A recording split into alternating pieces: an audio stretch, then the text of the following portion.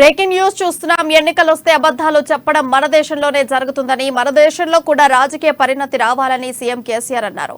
కొత్తగూడెంలో బీఆర్ఎస్ ప్రజా ఆశీర్వాద సభలో కేసీఆర్ ఈ వ్యాఖ్యలు చేశారు.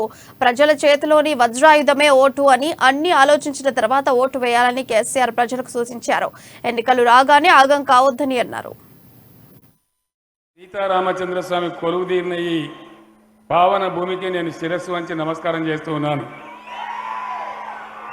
ఆ స్వామి పేరు మీదనే మనం భద్రాద్రి కొత్తగూడెం జిల్లా కూడా ఏర్పాటు చేసుకున్నాం. నేను ఒక 4 విషయాలు మీకు చెప్తాను.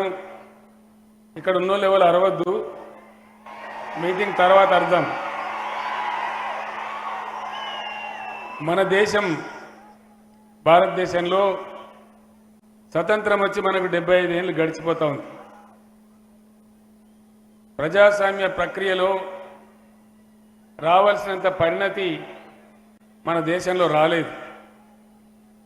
ఏ దేశాలు ఏ సమాజంలో మంచి పరిణతి వచ్చిందో ఆ దేశాలు బాగా ముందుకు దూసుకొని పోతా ఉన్నాయి. ఎలక్షన్ వచ్చిందంటే ఎందో తెలియని హడావుడి, ఆగమాగం అడివడివి, గందరగోళం అయిపోతాం. ఎందుకు అయిపోతామో తెలియదు.